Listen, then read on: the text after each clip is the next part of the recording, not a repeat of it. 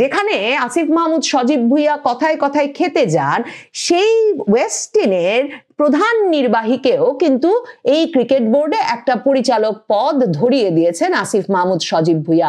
আসিফ মাহমুদ সজীব ভুইয়ার APS এর বিরুদ্ধে শুধু অভিযোগ তাই নয়, অনেক পত্রিকা লিখছে তার প্রেস সচিব আরব আমিরাতে বিরাট বিলাসবহুল ভিলা কিনেছেন। মাহফুজ আলমের অপরাধের বা দুর্নীতির অভিযোগের ফিরিস্তি এর চেয়ে অনেক ছোট, তবে তিনিও তার ভাইকে, যিনি কিনা আবার জাতীয় নাগরিক পার্টির যুগ্ম আহ্বায়ক মাহবুব আলম, তাকে রেড ক্রিসেন্ট সোসাইটির সদস্য পদ দিয়েছেন। উপদেষ্টা ভাইয়ের প্রভাব বিস্তার করে মাহবুব আলম ব্যাপক সম্পদ গড়েছেন এবং মাহবুব আলম সেসব সম্পদ বিদেশে পাঠাচ্ছেন। এসব অভিযোগও কিন্তু গত কয়েক মাসে ছিল। কার্যকর হবে তফসিল ঘোষণার পর সেটা সরকারের পক্ষ থেকে জানানোই হয়েছিল। তার আগেই রাস্তায় জনতা, ছাত্র জনতার ব্যানারে নেমে পড়েছেন একদল, যারা কিনা চাইছেন যে আসিফ মাহমুদ সজীব ভুইয়া এবং মাহফুজ আলম তাদের সম্পদের বিবরণ সরকার তুলে ধরুক এবং তাদের মন্ত্রণালয়গুলোর দুর্নীতির বিচার হোক। এই অবস্থায় আসিফ মাহমুদ সজীব ভুইয়া আর মাহফুজ আলমের কি উপায় হবে সরকার থেকে তারা যখন সত্যি বেরিয়ে পড়বেন, মানে তফসিল ঘোষণা হওয়া মাত্র তারা যখন একদিকে কোনো দলের ছত্রছায়ায় নেই, ঠিক তেমনি যখন তারা সরকারের ছত্রছায়াও থাকবেন না, সরকারি গাড়ি বাড়ি এবং নিরাপত্তা কিছুই তাদের সঙ্গে থাকবে না, তখন কি উপায় হবে এদের?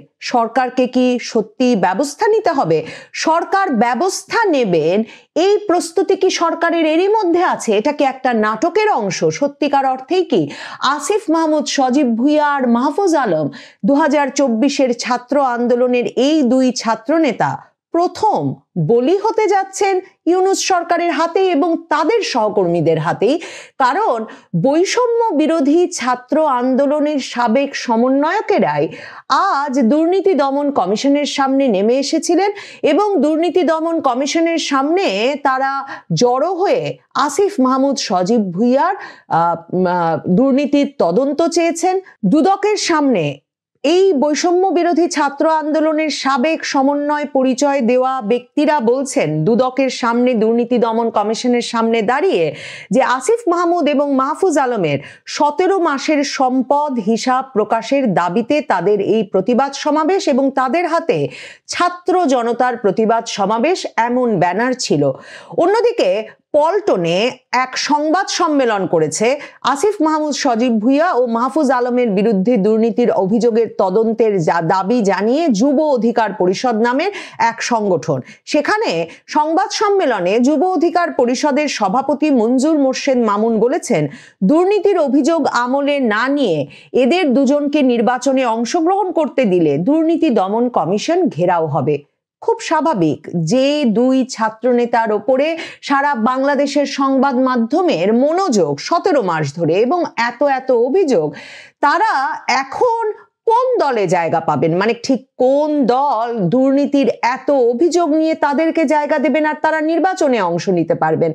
দেখেন কি নাটকীয় সব ঘটনা। মানে যেদিন পদত্যাগপত্র জমা দিল 24 ঘন্টা না পার হতেই ছাত্র জনতার ব্যানারে যেমন একদল দাঁড়িয়ে গেল, যুব অধিকার পরিষদের ব্যানারে একদল দাঁড়িয়ে গেল, শুধু তাই নয়, মিরপুরে বিসিবি কার্যালয়ের সামনেও আজকে আসিফ মাহমুদ সজীব ভুইয়ার বিরুদ্ধে স্লোগান দিয়েছে একদল এবং তারা আসিফের দালালেরা হুঁশিয়ার, সাবধান, দালালি আর করিস না, পিঠের চামড়া থাকবে না, সিন্ডিকেটের কালো হাত ভেঙে দাও, গুড়িয়ে দাও, এ ধরনের স্লোগান দিতে থাকেন। বিসিবি কার্যালয়ের সামনেও রাস্তায় যান চলাচল কিছুক্ষণের জন্য বন্ধ হয়ে যায়। দেখেন আসিফ মাহমুদ সজীব ভুইয়া তো ওস্তাদ লোক। সরকারের তরফে সেপ্টেম্বর মাস থেকে যে একেবারে ডক্টর মোহাম্মদ ইউনূস প্রধান উপদেষ্টার দিক থেকেও এই দুই ছাত্র উপদেষ্টার প্রতি নির্দেশনা ছিল যে তারা যাতে সরকার থেকে সরে যান, সেটা কিন্তু শীর্ষস্থানীয় সংবাদ মাধ্যমগুলোতেও প্রকাশিত হয়েছে। সরকারও এই দুই ছাত্রনেতার দায় আর নিতে চাইছিলেন না। মাহফুজ আলম তো প্রকাশ্যে অনুষ্ঠানে বসেই বলেছেন যে কালকেও আমার চাকরি চলে যেতে পারে, প্রতিদিনই শুনি যে আমাদেরকে আর রাখা হবে না। আসিফ মাহমুদ সজীব ভুইয়া এবং মাহফুজ আলম কি করেছেন গত 15 মাসে, সেটার খতিয়ান শীর্ষস্থানীয় সংবাদ মাধ্যমগুলো তুলে ধরতে শুরু করেছে। যেমন ধরেন প্রথম আলো, যে প্রথম আলো কিনা এই আসিফ মাহমুদ সজীব ভুইয়ার জীবনী প্রকাশ করেছে, কি জন্মভূমি না মৃত্যু নামে তার আত্মজীবনী প্রকাশ করলো 2024-এর জুলাই আগস্ট আন্দোলনের নেতা হিসেবে এবং সেখানে তার ভূমিকা নিয়ে। সেই প্রথম আলো এখন বলছে যে এই যে আসিফ মাহমুদ সজীব ভুইয়াকে স্থানীয় সরকার মন্ত্রণালয়ের দায়িত্ব দেওয়া হয়েছিল গত বছর নভেম্বরে, সেটাই একটা ভুল সিদ্ধান্ত ছিল এবং তাকে দেওয়া হয়েছিল সাবেক অ্যাটর্নি জেনারেল একজন বর্ষিয়ান ব্যক্তি এএফ হাসান আরিফকে সরিয়ে। প্রথম আলো কিন্তু এ বিষয়ে এই আসিফ মাহমুদ সজীব ভুইয়া পদত্যাগের আগে কিংবা তারা যখন তার জীবনী প্রকাশ করছিল তখন এ বিষয়ে কোনো মন্তব্য করে নাই। দেখেন প্রত্যেকটা ঘটনা একটার সঙ্গে আরেকটা কি ধরনের একেবারে সুতায় গাথা বলে মনে হচ্ছে। এরা পদত্যাগ করলেন এবং সকল রকম অভিভাবক এবং সমর্থক শূন্য হয়ে পড়লেন, যে আশঙ্কা যে ধারণা আমরা আগেই করেছিলাম। প্রথম আলো বলছে যে বাংলাদেশে দীর্ঘদিনের রেওয়াজ হচ্ছে স্থানীয় সরকার মন্ত্রণালয়ের দায়িত্ব দেওয়া হয় ক্ষমতাসীন দলের মহাসচিব বা সাধারণ সম্পাদককে, যাতে তারা দলীয় নেতাকর্মীদেরকে উন্নয়ন প্রকল্পের মাধ্যমে বিভিন্ন আর্থিক সুবিধা দিতে পারেন। তাহলে অন্তর্বর্তীকালীন সরকার ইউনূস সরকার কাকে সুবিধা দিতে আসিফ মাহমুদ সজীব ভুইয়াকে স্থানীয় সরকার মন্ত্রণালয়ে বসালো? তার তো সুবিধা দিতেই তাকে বসানো হয়েছিল। এবং আসিফ মাহমুদ সজীব ভুইয়া অবাধে অঢেল সম্পদ তার নেতাকর্মী তো নয়, তার একদল সমর্থক তৈরিতে ব্যবহার করেছেন। তিনি প্রকল্পের পর প্রকল্প নিয়েছেন, এমনকি ধরেন রিক্সা প্রকল্প দিয়েছেন বুয়েটে যে তারা রিক্সা তৈরি করবে, এরপরে সেই রিক্সা চালানো শেখাবে, এই বলেও তো অনেক ছাত্রদের তিনি নিয়োগ দিয়ে দিয়েছেন এক প্রকল্পে। এমন করে করে তো তিনি নিজের দায়িত্বে স্থানীয় ক্রীড়া যুব মন্ত্রণালয় থেকে এমনকি অস্ত্র প্রশিক্ষণও দিয়েছেন প্রায় 10,000 তরুণ তরুণীকে। কাজেই আসিফ মাহমুদ সজীব ভুইয়ার শুধু প্রকল্প তো নয়, তিনি যে অবাধে অঢেলে টাকা বিতরণ করছিলেন, অর্থ বরাদ্দ দিয়ে যাচ্ছিলেন এবং সেখান থেকে সুবিধা নিচ্ছিলেন, এই খবরগুলো কিন্তু প্রথম আলোর মতো পত্রিকা এর আগে মুখ ফুটে বলার সাহস করে নাই। শুধুমাত্র জন্মস্থান কুমিল্লায়, যেই মুরাদনগর থেকে আসিফ মাহমুদ প্রথমে ভেবেছিলেন নির্বাচন করবেন, সে কারণে সেই জায়গায় তিনি গ্রামীণ অবকাঠামো মেরামত ও উন্নয়নে 2,400 কোটি টাকার একটা প্রকল্প নিয়েছেন এবং এ প্রকল্পে সবচেয়ে বেশি বরাদ্দ দেওয়া হয় মুরাদনগরে, যেটা প্রায় 450 কোটি টাকার বেশি।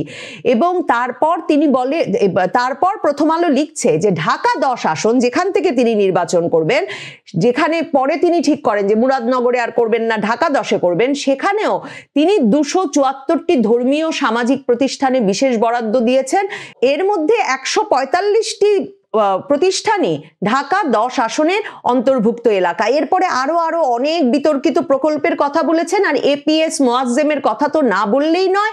এপিএস মোয়াজ্জেম কয়েকশো কোটি টাকা তার হাতিয়ে নেওয়ার ফলে মে মাসে আসিফ মাহমুদ সজীব ভুইয়া তাকে কাজ থেকে সরিয়ে দেন। এখন যে ছাত্র জনতা নেমে এসেছে তারা প্রশ্ন করছে দুদক কেন এপিএস মোয়াজ্জেমের বিষয়টি তদন্ত করছে না। দেখেন সেপ্টেম্বরে যখন ইউনূস সাহেব পর্যন্ত আসিফ মাহমুদদেরকে সরে যেতে বলেছেন, তারপরেই কিন্তু অক্টোবরে দেখবেন যে দুদকের পক্ষ থেকে কেন এই তদন্ত এগোনো হচ্ছে না, এই নিয়ে যুগান্তর সহ বেশ কিছু শীর্ষস্থানীয় সংবাদ মাধ্যম খবর করে।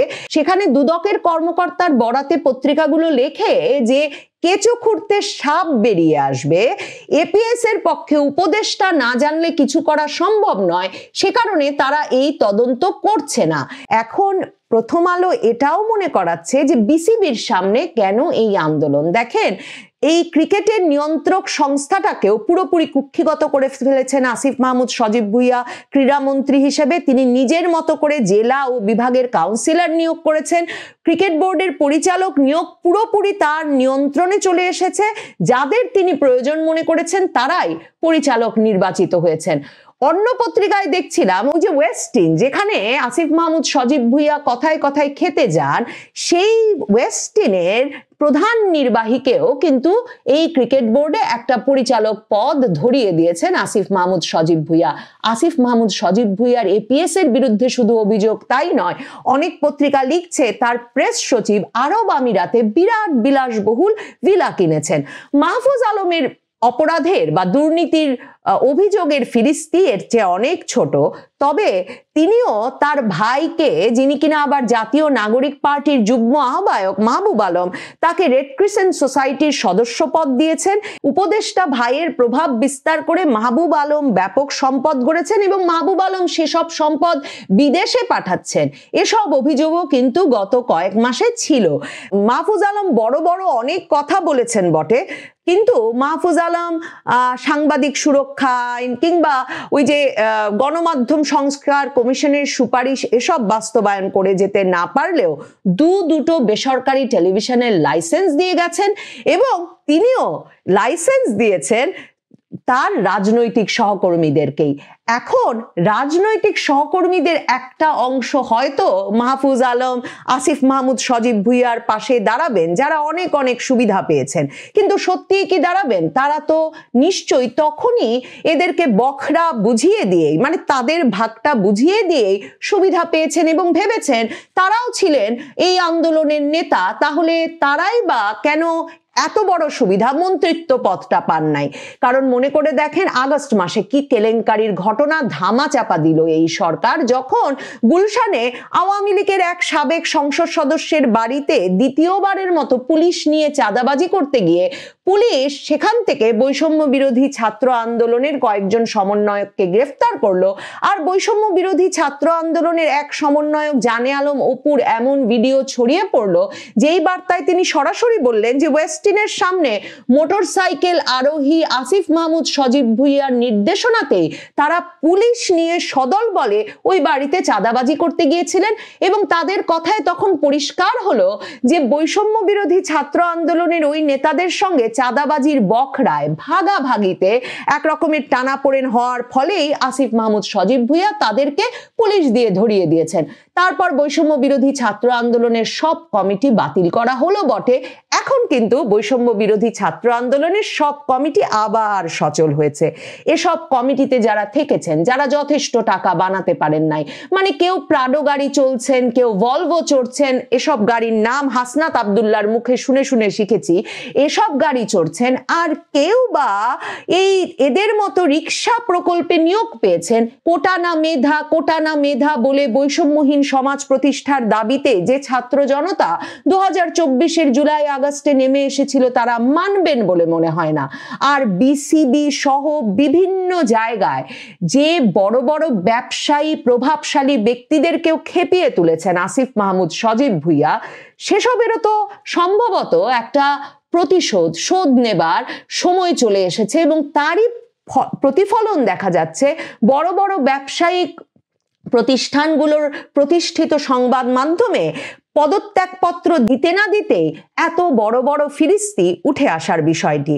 কাজেই এখন দেখবার অপেক্ষা সরকার কি পরিকল্পনা করেছে। আসিফ মাহমুদ, সজীব ভুইয়া এবং মাহফুজ আলমের পদত্যাগের মাধ্যমে ইউনূস সরকার ছাত্র মুক্ত হয়েছে। এখন ছাত্র মুক্ত ইউনূস সরকার এই দুজন ছাত্রকে একটা শিক্ষা দিয়ে, মানে তাদের এপিএস, প্রেস সচিবদের দুর্নীতি তদন্তের শুরু করে এবং তারপরে তাদের সম্পদের বিবরণের খতিয়ান তুলে ধরতে দুর্নীতি দমন কমিশনকে যদি সরকার শেষ পর্যন্ত ছাত্র জনতার দাবির মুখে নিয়োগ করতে বাধ্য হয়, তাহলে এ সরকারের আমলে দুর্নীতির বিচার যেভাবে চলছে, আটক করতে হচ্ছে, গ্রেফতার করতে হচ্ছে, গ্রেফতার করার পর দিনের পর দিন রিমান্ডে রাখতে হচ্ছে, অনেকগুলো হত্যা মামলাও সাথে দিয়ে দিতে হচ্ছে। এই পুরো প্রক্রিয়া যদি ইউনূস সরকারের ব্যাকরণ অনুযায়ী চলে, তাহলে আর যাই হোক মাহফুজ আলম, আসিফ মাহমুদ, সজীব ভুইয়ার নির্বাচনটা করা হবে না। আর মাহফুজ আলম, আসিফ মাহমুদ, সজীব ভুইয়ার আসলে বাইরে থাকলেও গাড়ি বাড়ি নিরাপত্তা ছাড়া চলাচল করে বেড়ানো কিংবা নির্বাচনী প্রচার প্রচারণায় অংশ নেওয়া, কিংবা ধারণা করা হয়েছিল লক্ষ্মীপুর থেকে মাহফুজ আলম আর কুমিল্লা থেকে আসিফ মাহমুদ, সজীব ভুইয়া বিএনপির টিকেটে দাঁড়াবেন। মাহফুজ আলমের ভাই একরকমের ঘোষণাও দিয়ে দিয়েছিলেন। কিন্তু এখন মানে এত পানি গড়ানোর পর এই যে এ দুজনের পেছনে যেহেতু কোনো সমর্থন নাই, জনমানসে এদের প্রতি কোনো ভক্তি, শ্রদ্ধা, সম্মান, স্নেহ কিছু আর অবশিষ্ট নাই, আর এদের বিরুদ্ধে নানা রকম অপরাধ অপবাদের অভিযোগ, তো সেই অবস্থায় বিএনপি আসলে এনসিপির সঙ্গে যেমন জোটে যেতে রাজি হয় নাই, এবং সেই জোটে যেতে রাজি না হওয়ার ফলেই এদেরও বিএনপির টিকিটে নির্বাচন করার যে সম্ভাবনা সেটা ক্রমাগত কমেছে। বাংলাদেশের অন্তর্বর্তীকালীন সরকারে, ইউনূস সরকারে একটা বড় পরিবর্তন সূচিত হয়েছে বুধবারে। আসিফ মাহমুদ সজীব ভুইয়া এবং মাহফুজ আলম এই দুই ছাত্র উপদেষ্টার পদত্যাগের মাধ্যমে। সরকারের পক্ষ থেকে বলা হচ্ছে তফসিল ঘোষণা হওয়া মাত্র এই দুই উপদেষ্টার পদত্যাগপত্র কার্যকর হবে।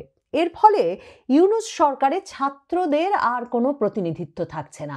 মানে আসিফ মাহমুদ সজীব ভুইয়া, মাহফুজ আলম যখন, নিশ্চিতভাবেই আপনারা অনেকেই আমার সঙ্গে একমত হবেন যে 15 মাস আগে 2024-এর আগস্টে যে আশাবাদ, যে নতুন বাংলাদেশের স্বপ্ন, এদের হাত ধরে হয়তো সফল হবে একটা নতুন রাজনীতির দিকে এরা নিয়ে যাবেন, এমন একটা প্রত্যাশা বাংলাদেশের একটা বিরাট অংশের মানুষ করেছিলেন, সে প্রত্যাশায় একেবারে গুড়ে বালি হয়েছে। মানে কেউ এখন আর বিশ্বাস করেন না যে 2024-এর নেতৃত্ব দানকারী ছাত্ররা, মাহফুজ আলম, আসিফ মাহমুদ সজীব ভুইয়া কিংবা নাহিদ ইসলামেরা বাংলাদেশে কোনো নতুন রাজনীতির সূচনা করার চেষ্টা করেছেন 15 মাসে, কিংবা তারা কোনো নতুন রাজনীতির সূচনা করতে যাবেন।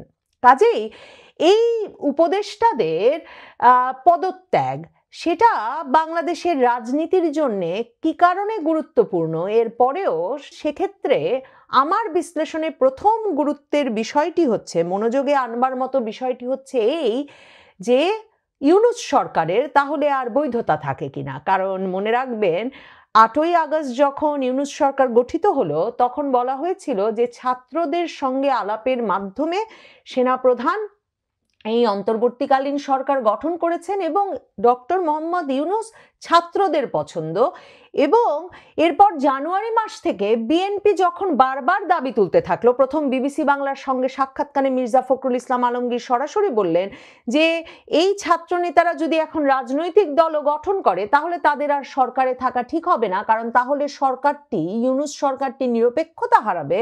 তখন যিনি তথ্য সম্প্রচার মন্ত্রী ছিলেন নাহিদ ইসলাম, তিনি বিবিসি বাংলাকে এর প্রতিক্রিয়ায় বলেছিলেন এবং বড় একটা ফেসবুক স্ট্যাটাসও দিয়েছিলেন যে 11 সরকারের সঙ্গে ইউনূস সরকারের সবচেয়ে বড় পার্থক্যটা হচ্ছে যে এখানে ছাত্র প্রতিনিধিরা আছেন, মানে অভ্যুত্থানের নেতৃত্ব দানকারী পক্ষ এই সরকারে আছে বলে এটা আসলে অভ্যুত্থান পরবর্তী সরকার, অভ্যুত্থানের সরকার।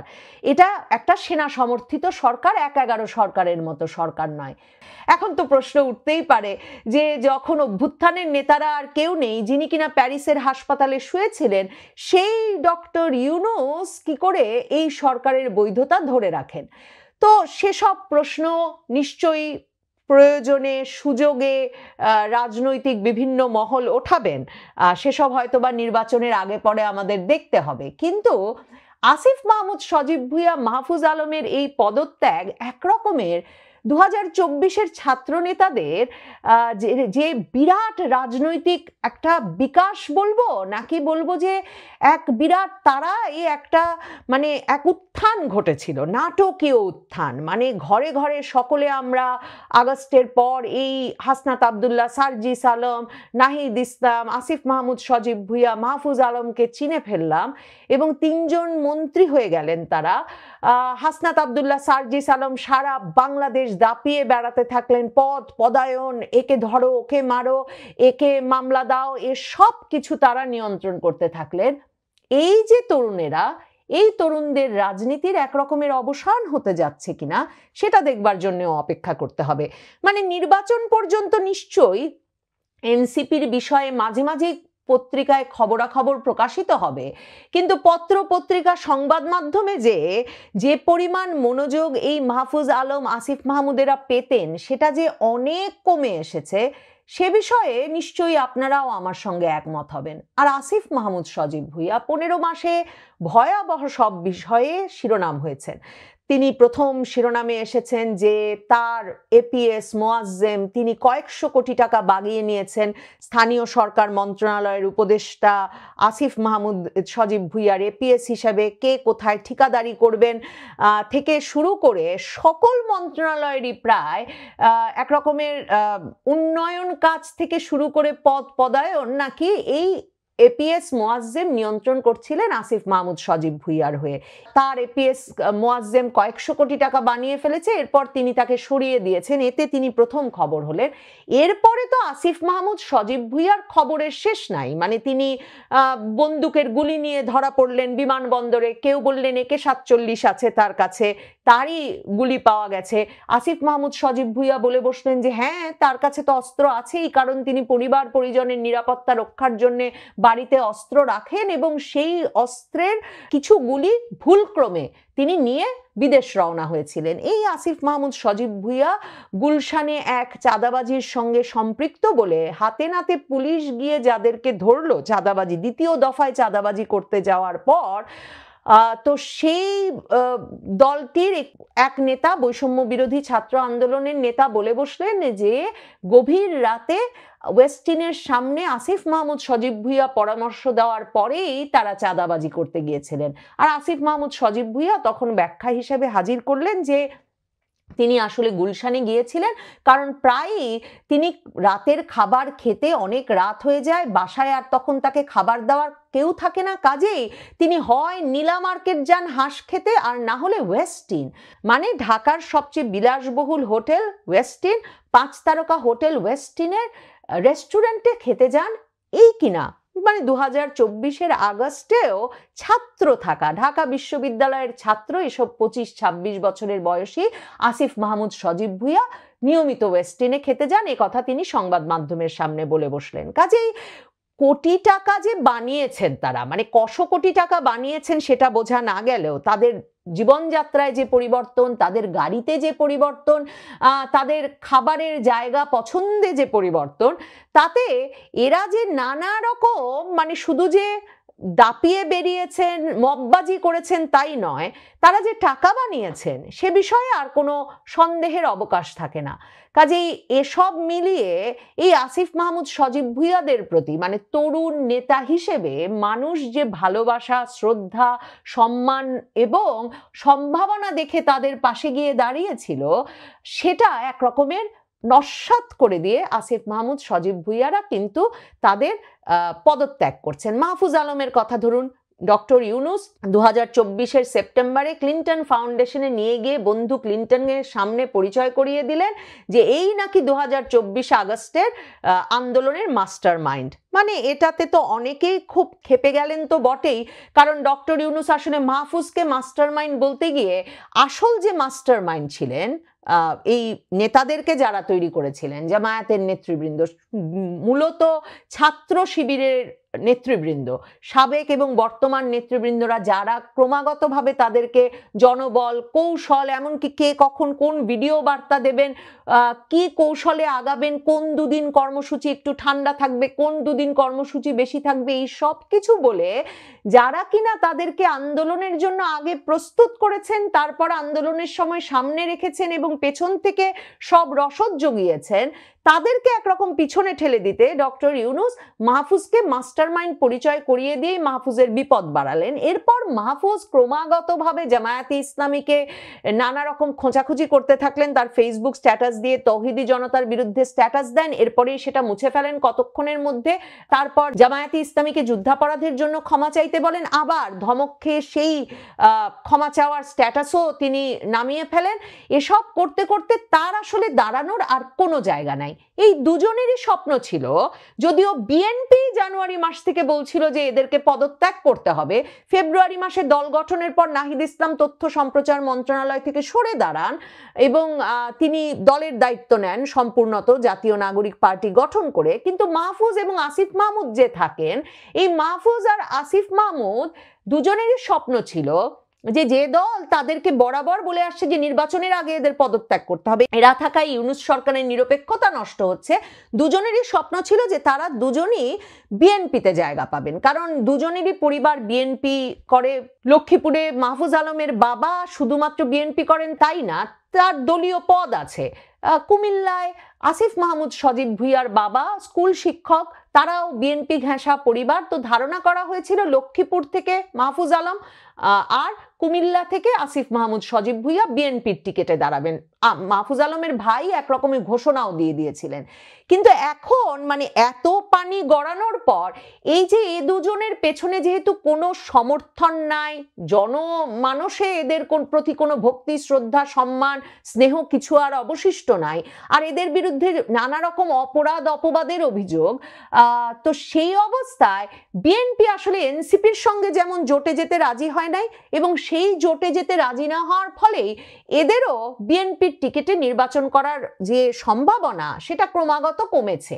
এবং তারপরেও প্রত্যাশা ছিল, মানে বিশেষ করে আসিফ মাহমুদ সজীব ভুইয়া তো ভীষণ উচ্চাকাঙ্ক্ষী, তার প্রত্যাশা বিশেষভাবে ছিল যে তিনি ঢাকায় নির্বাচন করবেন এবং ঢাকায় তিনি বিএনপির টিকেটে নির্বাচন করবেন। তিনি হঠাৎই সংবাদ মাধ্যমকে বলে বসলেন যে এনসিপি থেকে নির্বাচন করতে হবে, এমন তো কোনো কথা নাই, কারণ তিনি অন্য কোনো দল থেকেও নির্বাচন করতে পারেন। আর তিনি যেহেতু জাতীয় নেতা হতে চান, জাতীয় পর্যায়ে রাজনীতি করতে চান, কাজেই তিনি কুমিল্লা থেকে নির্বাচন করতে চান না, তিনি ঢাকা থেকে নির্বাচন করবেন। মানে এই ছাত্রদের কাছে আশা করা হয়েছিল নতুন দিনের রাজনীতি, কিন্তু তারা আসলে তার মানে মনে করেন নিজ এলাকায় রাজনীতি করলে জাতীয় পর্যায়ে রাজনীতি করা যায় না।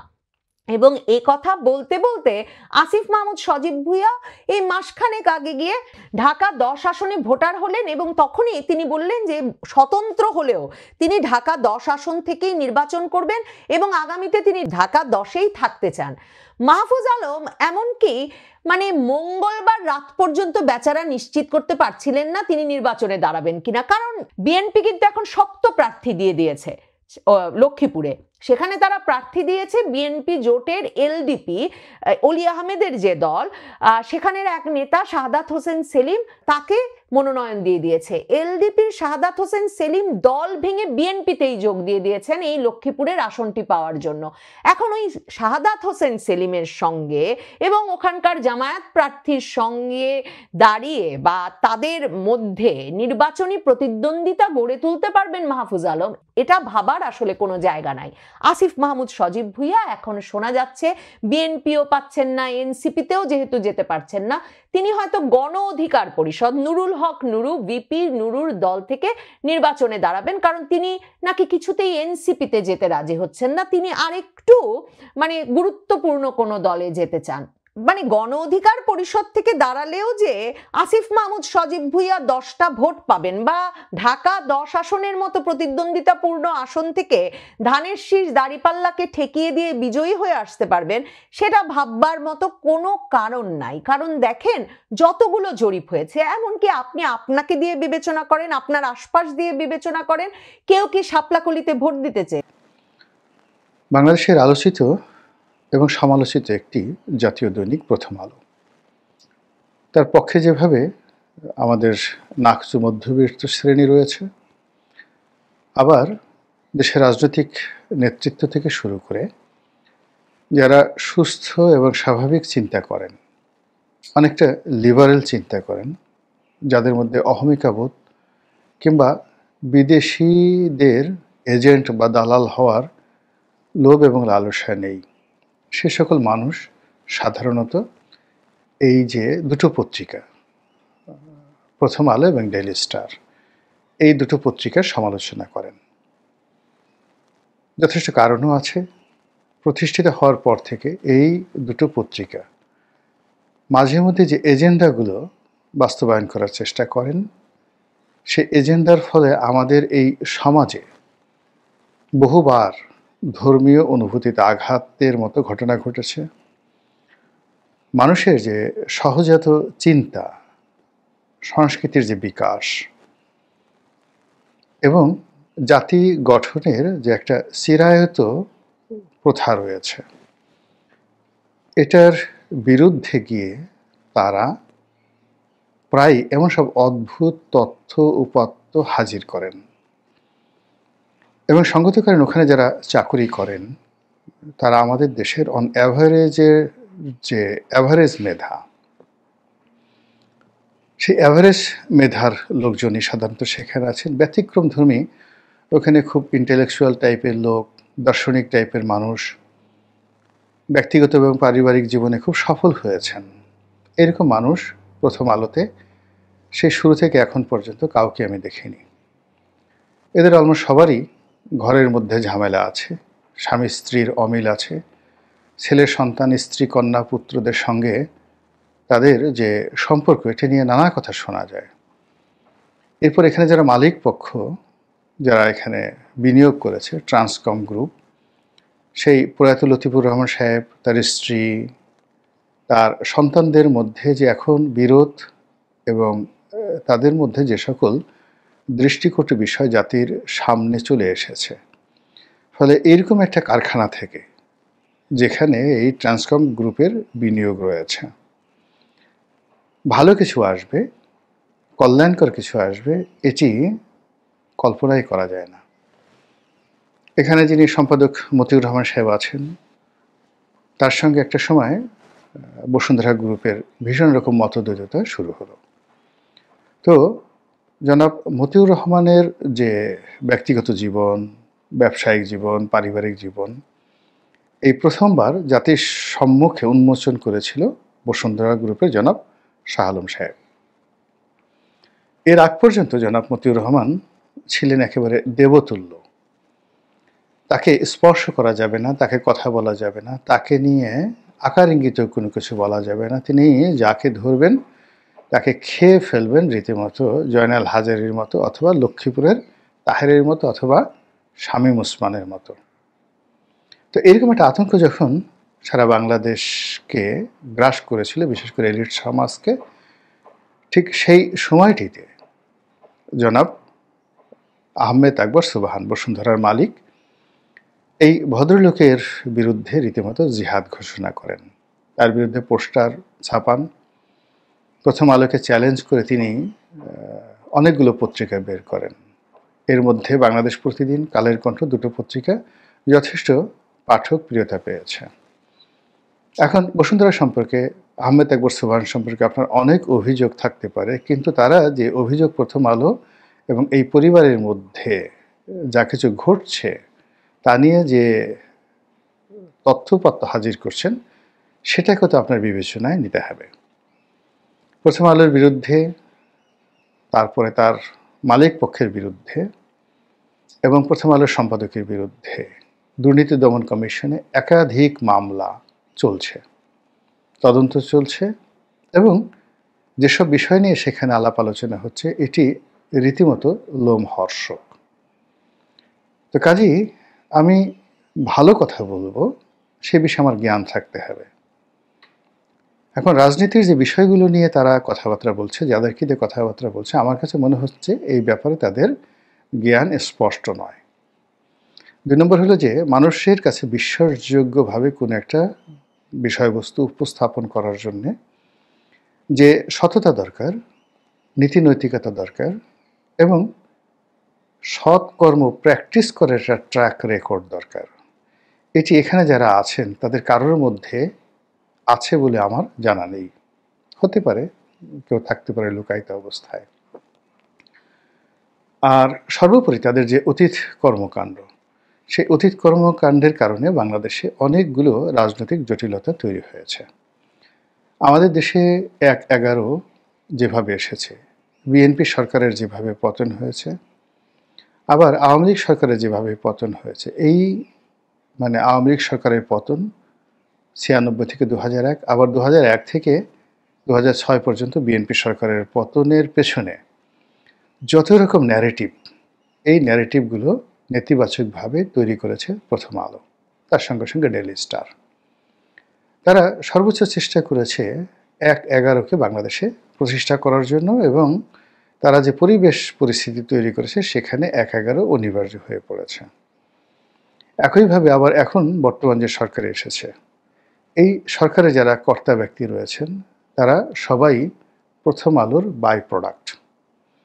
দীর্ঘদিন ধরে প্রথম আলো তাদেরকে নার্সিং করছে, অর্থাৎ শুধু নার্সিং না, তাদের প্ল্যান্টেশন, একেবারে বীজ থেকে তাদেরকে চারা উৎপাদন করার মতো ঘটনা তাদেরকে ঘটেছে। তারপরে তাদেরকে নার্সিং করেছে, মানে আদর যত্ন করেছে, ফুলে ফলে শোভিত করেছে, এবং অনেকগুলো মানুষকে তারা সমাজে দেখিয়েছে যে এরা অনেক বড় মানুষ, এদের জ্ঞান, গরিমা, সততা, ন্যায়পরায়ণতা প্রশ্নাতীত। এবং এই মানুষগুলো যদি কখনো রাষ্ট্র ক্ষমতায় আসে, তাহলে বাংলাদেশের এটা হবে, ওটা হবে, ইত্যাদি ইত্যাদি।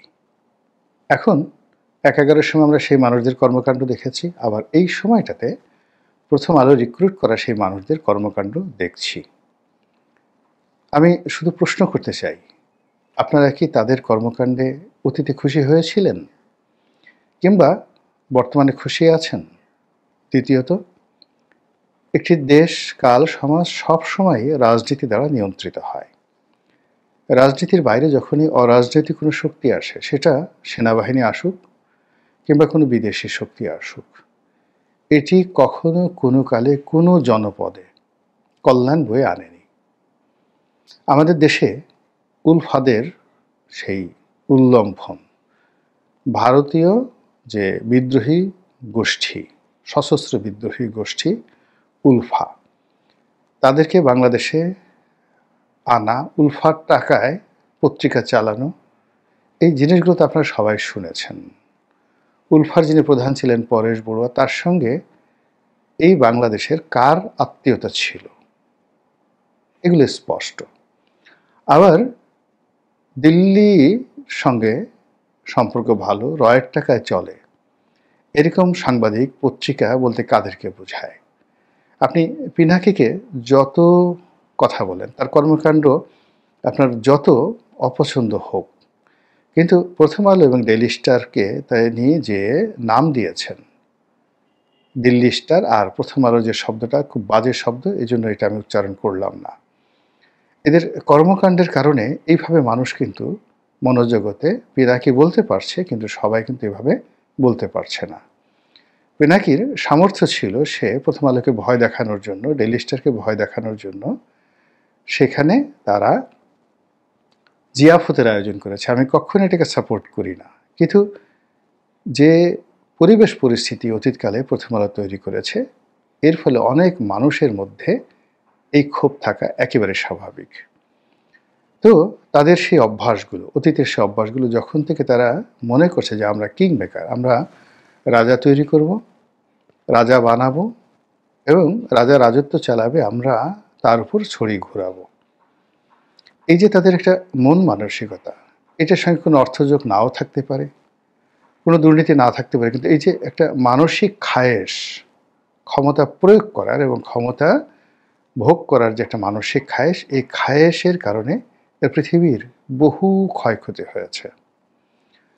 প্রথম আলো আমাদের রাজনীতির যে বিধি ব্যবস্থা, সেই বিধি ব্যবস্থাকে বলতে গেলে ধ্বংস করে দিয়েছে। রাজনীতিবিদ বলতে খারাপ, এদের লেখাপড়া নেই, এরা দুর্নীতিবাজ, এবং এই সমাজ পরিচালনা করার যোগ্যতা তাদের নেই, এই রাষ্ট্র পরিচালনা করতে তারা একেবারে অপারগ। এই ন্যারেটিভগুলো তারা প্রতিষ্ঠা করার জন্য বিভিন্ন সময়টিতে তারা যে কার্টুনগুলো এঁকেছে, যে নিবন্ধ প্রকাশ করেছে, এবং যেভাবে একজন ব্যক্তির পোর্ট্রেটকে তারা তুলে ধরেছে, এতে করে কোনো ভদ্রলোক, সম্মানিত লোক, মর্যাদা সম্পন্ন লোক রাজনীতির ময়দানে আসবে, এই আগ্রহটা তারা হারিয়ে ফেলেছে। দ্বিতীয়ত, এখানে যে মন্দ লোকের যে বাড়াবাড়ি, এখন যে তাণ্ডব চলছে, চাঁদাবাজি, মাস্তানি থেকে শুরু করে আরও অনেক কিছু, এর কারণ হলো যে এই সেক্টরটিকে তারা ইচ্ছে করে মন্দ লোকদেরকে ইজারা দিয়ে দিয়েছে। যখন আপনি ভালো কাজ করবেন, করার পরে লোকজন আপনাকে মন্দ বলবে, পত্রপত্রিকা আপনাকে মন্দ বলবে, তখন একটা সময় আপনার মনে হবে যে ঠিক আছে, যখন বলছি একটু মন্দ কাজ করেই দেখি। এভাবে পুরো রাজনীতির অঙ্গনে কলুষিত একটা পরিবেশ তৈরি করার জন্য এই পত্রিকাটি অতীতে বহুবার চেষ্টা করেছে, এবং সেটা রীতিমতো ওপেন সিক্রেট, একেবারে উন্মুক্ত রহস্য, সবাই এটি দেখতে পায়। তো সেই প্রথম আলোর সঙ্গে এনজিওগুলোর সম্পর্ক, আপনি একসময় ব্র্যাকের ফজলে হাসান আবেদ, প্রথম আলোর মতিউর রহমান,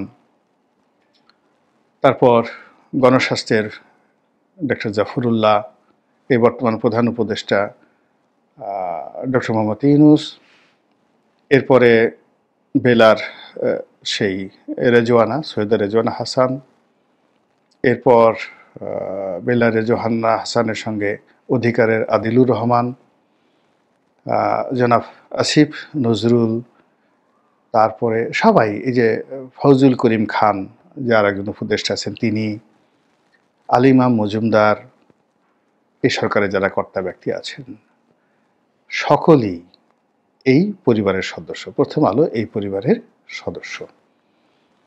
তো যা হোক, এখন সেই প্রথম আলো এই সরকারের সঙ্গে আছে, এই সরকারকে এনেছে বা এই সরকারকে প্রমোট করছে, এটা সবাই জানে।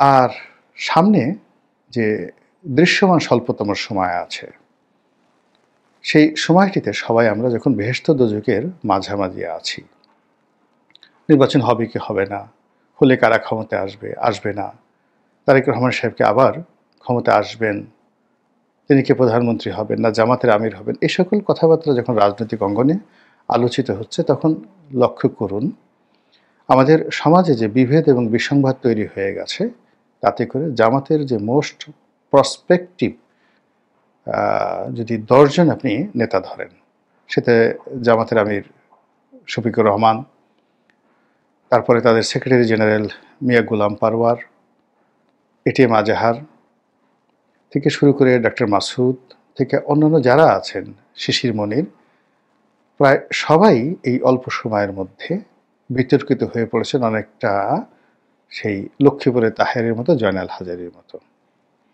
এবার আসেন বিএনপির দিকে, তারেক রহমান সাহেব থেকে শুরু করে মির্জা ফখরুল, মির্জা আব্বাস, এরপরে জনাব সালাউদ্দিন থেকে শুরু করে প্রায় সবাই একইভাবে তারা সেই অতীতের সেই যাকে বলা হয় যারা খুব বিতর্কিত হয়ে গেছিল প্রথম আলোর কারণে, সেই লক্ষ্মীপুরের তাহের বা জয়নাল হাজারীর একটা ডিজিটাল ভার্সন হয়ে গেছেন।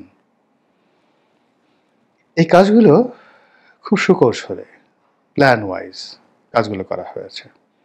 আর সেই কাজগুলো যখন হয়ে গেছে, তখন শেষ মুহূর্তে এই নির্বাচনের মাঠে একটা ঝামেলা তৈরি করার জন্য প্রথম আলো যে জরিপ করেছে, সেখানে পরস্পর বিরোধী কতগুলো তথ্য উপাত্ত তারা হাজির করেছে, যে তথ্য উপাত্তের সঙ্গে আমাদের দেশে রাজনীতির কোনো মিল নেই। আমাদের দেশে প্রতীক যুক্ত যে নির্বাচন, মার্কা যেটিকে বলা হয়, সে নির্বাচন, আমাদের দেশে বিএনপি, আওয়ামী লীগ, জামাত, জাতীয় পার্টি কেন্দ্রিক যে নির্বাচন, আমাদের দেশের আঞ্চলিক যে জনপ্রিয়তা রয়েছে অনেক অনেক নেতার, যারা হয়তো এইভাবে কেন্দ্রীয়ভাবে পরিচিত নন, কিন্তু ওই এলাকাতে তাকে ছাড়া বিএনপি, আওয়ামী লীগ আসলে জয়ী হতে পারবে না। এই কালচার এর পাশাপাশি আমাদের যে খেটে খাওয়া মেহনতি মানুষ, ভোটের আগের রাত্রে তারা সিদ্ধান্ত পরিবর্তন করে ফেলে বিভিন্ন কারণে, ইন ডিটেলস যাব না। ফলে এই বাংলাদেশে জরিপ দিয়ে আসলে ভোটের মাঠে কোনো কিছু করা সম্ভব নয়, এটির দুপয়সার মূল্য নাই। তবে এই ধরনের জরিপ দিয়ে যেটি হয়, সেটি হলো যারা রাজনৈতিক নেতৃত্ব রয়েছেন এই মুহূর্তে, তাদের মন ভেঙে দেওয়া যায়, তাদের মধ্যে বিভেদ তৈরি করা যায়। আর এই নির্বাচন যারা অনুষ্ঠান করবেন, পরিচালনা করবেন, তাদেরকেও দ্বিধা বিভক্ত করে ফেলা যায় এবং তাদের মধ্যে নানা রকম আতঙ্ক তৈরি করা যায়। ঠিক সেই কাজগুলি এই জরিপের মাধ্যমে তুলে ধরা হয়েছে। এখানে তারেক রহমান সাহেবের সঙ্গে তার মায়ের সম্পর্ক, তাদের দুজনের মধ্যে জনপ্রিয়তার যে মাপকাঠি, কে প্রধানমন্ত্রী হবেন, কার কত জনপ্রিয়তা, এই যে অনাহুত বিতর্ক এই সময়টিতে, সেই বিতর্কগুলো সামনে আনা হয়েছে একেবারে যাকে বলা ইন্টেলেকচুয়ালি করাপশনের সর্বোচ্চ মেথড ব্যবহার করে, যেন বিতর্ক তৈরি করা হয়। এখানে কোনো জনমত প্রতিফলিত হয়নি, জনগণের ইচ্ছা বা উইল ফোর্স তৈরি হয়নি। এটা প্রথম আলোর যারা লোকজন তারা এই কথাগুলো বলেছেন। তারা বলেছেন যে এটা জনগণ মনে করছে, জনগণের দৃষ্টিভঙ্গি। তো জনগণের দৃষ্টিভঙ্গি তো চায়ের দোকানদার জানে, রিকশাওয়ালা জানে, আমরা সবাই জানি, এটা প্রথম আলোকে আমার লাগবে কেন? আবার প্রথম আলো এই কাজটি যে প্রতিষ্ঠান দিয়ে তারা এই কাজটি করেছে, এ প্রাইভেট অর্গানাইজেশন, এবং যারা এই সমস্ত কাজকর্ম করেছেন, মানে এই জরিপটা যারা পরিচালনা করেছেন, তাদের যে দক্ষতা, অভিজ্ঞতা, যোগ্যতা মূলত মার্কেটিং বা ব্র্যান্ড মার্কেটিংয়ের, মানে তারা এই কাজগুলো করে থাকে। এবং দেখা গেল যে একটি প্রতিষ্ঠান ধুতরার বীজ বিক্রি করে। এখন ওই প্রতিষ্ঠানের ওয়েবসাইটে গিয়ে আপনি দেখেন তারা সবসময় অল্টারনেটিভ মার্কেটিং করে থাকে, অর্থাৎ ধুত্রের বিষয় যে মানুষের শরীরের জন্য উপকারী হতে পারে এই ব্যাপারে বিজ্ঞাপন, প্রচারণা, প্রোপাগান্ডা চালাতে সেই প্রতিষ্ঠানটি দক্ষ, এবং এরকম একটি প্রতিষ্ঠানকে দিয়ে এই রাজনৈতিক জরিপটি করা হয়েছে। ফলে আপনি দেখুন, যখন বেগম যে হাসপাতালে অসুস্থ, তারেক রহমান সাহেব দেশে আসতে ভয় পাচ্ছেন, যখন জামাতের আমির কথা বলা বন্ধ করে দিয়েছেন, জামাতের শীর্ষ নেতারা যখন টেলিভিশনে আসা বন্ধ করে দিয়ে তাদের জুনিয়র যারা নেতাকর্মী আছেন তাদেরকে টেলিভিশনে পাঠাচ্ছেন, এবং প্রায় সবাই প্রতিদিন ভীষণ রকম বিরক্তিকর বিতর্ক তৈরি করছে, ঠিক সেই সময়টাতে প্রথম আলোর এই ধরনের যে জরিপ, এটা আমি মনে করি না যে নির্বাচনের জন্য, সরকারের জন্য, দেশের জন্য, এমনকি প্রথম আলো তাদের নিজেদের জন্য খুব ভালো একটা কাজ হয়েছে।